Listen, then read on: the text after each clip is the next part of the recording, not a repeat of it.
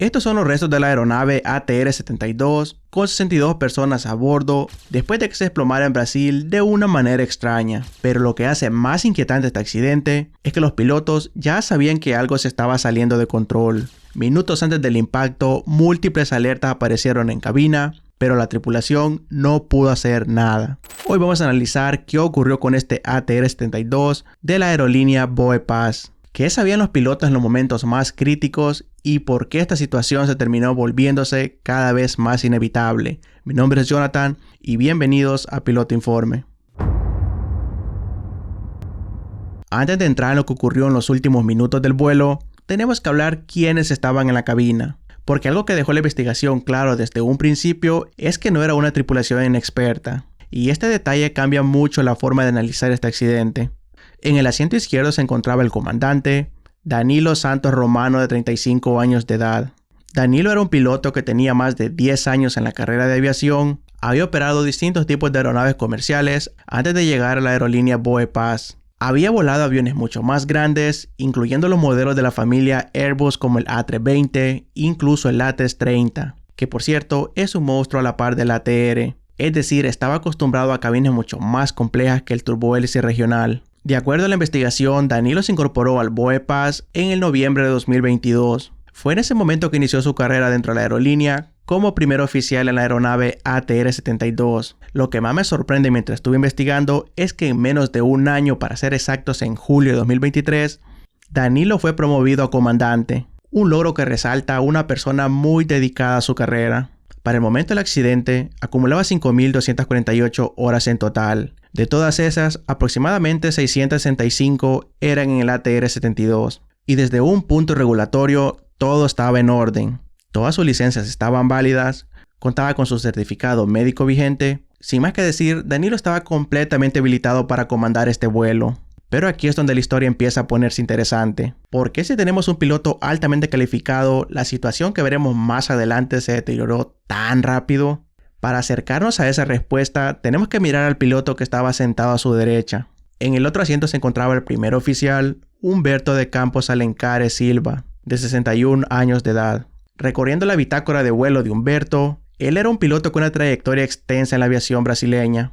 En el momento del accidente acumulaba 5.143 horas de vuelos en total, pero justo aquí hay un detalle que muy pocos mencionan. Aunque Danilo tenía, como ya vimos, una experiencia bastante sólida, Humberto tenía mucha más experiencia en este ATR. De hecho, en su bitácora de vuelo registraba aproximadamente 5.543 horas en total. Esto significa que dentro de la cabina hay una combinación muy particular. Tenemos un comandante relativamente reciente en el asiento izquierdo y un copiloto con miles de horas en el ATR en el asiento derecho. Y en las investigaciones de accidentes, este tipo de dinámica en cabina a veces se vuelve más relevante de lo que parece.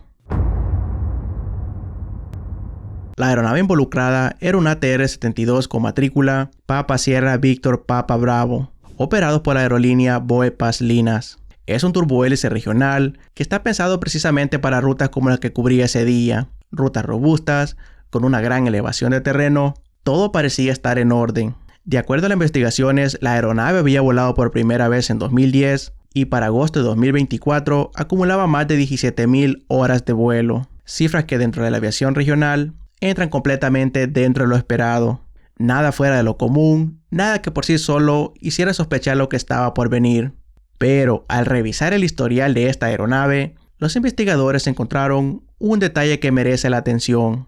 El 11 de marzo de 2024, es decir, apenas 5 meses antes del accidente, esta misma aeronave registró un evento operativo en Brasil. Según las investigaciones, durante ese vuelo, la tripulación recibió un aviso de bajo nivel de aceite hidráulico. Afortunadamente, la situación en ese momento no escaló a mayores, se manejó siguiendo los procedimientos establecidos. Sin embargo, durante el aterrizaje, se produjo un contacto anormal con la pista, y esto cambió el panorama. Después que terminaran de realizar ese vuelo, el Víctor Papa Bravo fue retirado temporalmente de servicio para pasar inspecciones, trabajo de mantenimiento y revisiones técnicas.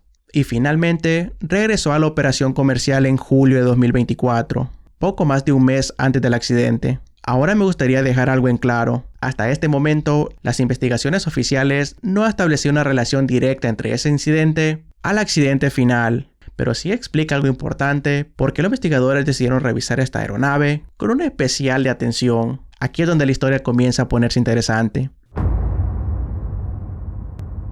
Nuestra historia comienza el 9 de agosto de 2024, en el aeropuerto Cascavel, al sur de Brasil. Aquella tarde, el ATR-72 se preparaba para cubrir un vuelo regular con destino a Sao Paulo, Guarulhos. Una trayectoria que iba a ser aproximadamente hora y media, que por cierto, la tripulación había realizado muchas veces antes en esta misma aeronave. Nada en apariencia hacía pensar que este vuelo terminaría en una tragedia. Con los 58 pasajeros y los 4 tripulantes ya a bordo, los pilotos iniciaron el rodaje hacia la pista número 15.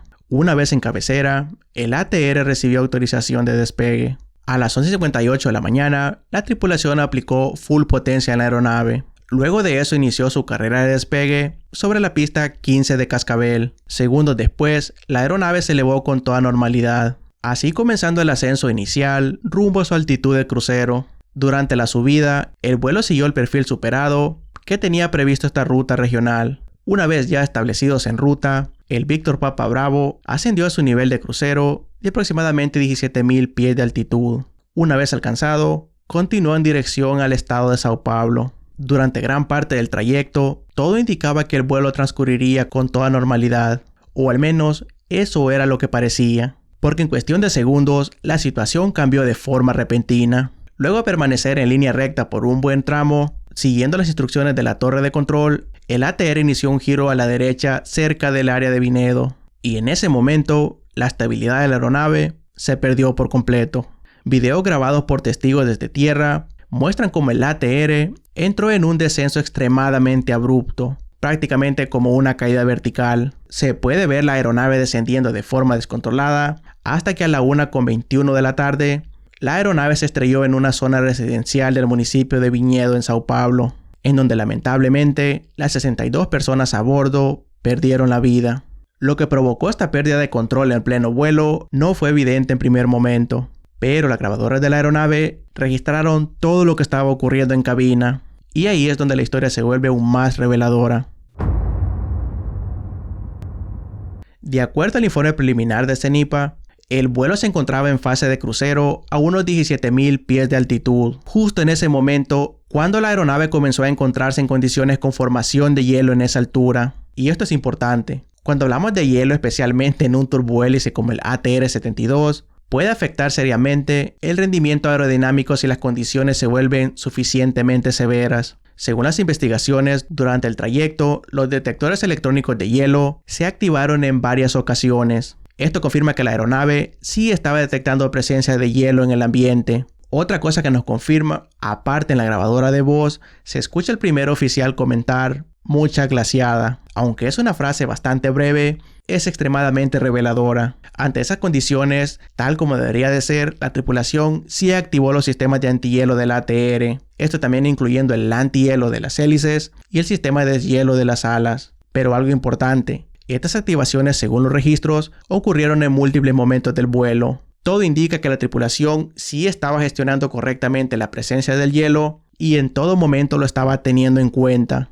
Esta es una de las cosas más extrañas, o sea, no se trata de un descuido o que la tripulación activó los sistemas de antihielo en los últimos segundos. Todo parece indicar, aunque no está confirmado, que posiblemente hubo algún desperfecto con el sistema. Pero aquí es donde quiero ser muy claro. Hasta en este momento, el informe preliminar no ha afirmado que el sistema antihielo haya fallado. Pero cuando analizamos los datos que nos están mostrando, se logra observar que los datos del vuelo, especialmente en el comportamiento aerodinámico que tuvo el avión, empezó a deteriorarse gravemente. Aquí hay algo que mucha gente fuera de la aviación no siempre dimensiona. Normalmente la mayoría de pasajeros le tienen mucho miedo a la turbulencia, pero un verdadero piloto a lo que más le teme son a las formaciones de hielo en la aeronave. Para que te hagas una idea, el hielo en un avión no solo es un problema de peso. El problema más grande es el problema aerodinámico. Cuando el hielo empieza a acumularse en el borde de ataque del ala, la formación aerodinámica del perfil se distorsiona, y cuando esto ocurre, la aeronave empieza a volar peor, ya que empieza a luchar con más resistencia al avance, pierde eficiencia para producir sustentación, y como consecuencia, la velocidad que la aeronave entra en pérdida comienza a aumentar. En términos simples, en este tipo de escenarios, la aeronave necesita volar más rápido para mantenerse volando en el mismo aire. Y si esa degradación ocurre mientras la velocidad real de la aeronave no aumenta lo suficiente, el margen de seguridad empieza a reducirse drásticamente. Ahora, y cuando hablamos específicamente de aeronaves como la turbohélice del ATR-72, este fenómeno puede volverse especialmente crítico. Precisamente eso es lo que los investigadores empezaron a analizar con mucho más cuidado. Alrededor de la 1:19 de la tarde, el sistema de la aeronave generó una alerta de Cruise Speed Low. En términos simples, la aeronave le estaba indicando a la tripulación que estaban volando más lento de lo esperado para esa fase de vuelo. Poco después, apareció otra alerta: Degraded Performance. Y aquí ya estamos viendo una señal clara que el rendimiento de la aeronave no era nada normal. Momentos más tarde, mientras el ATR realizaba el giro hacia la posición Zampa, la situación se volvió extremadamente crítica. En ese momento se activó en el tablero la alerta de pérdida, a la misma vez generando fuertes vibraciones en la aeronave. Todo esto que te acabo de mencionar pasó en cuestión de segundos. A la 1:21, los datos del registrador indican la pérdida de control del vuelo. En ese momento, el avión comenzó a presentar alabeos extremos con ángulos de banco que superan los 90 grados. Posteriormente, la aeronave entró en múltiples rotaciones durante el descenso antes del impacto final en Vinhedo.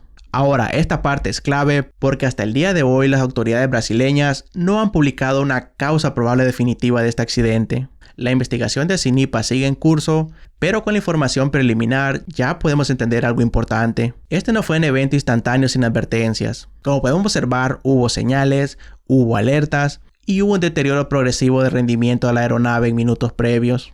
Desafortunadamente, un vuelo rutinario para una tripulación altamente experimentada terminó con la vida de 62 personas. Que en paz descansen.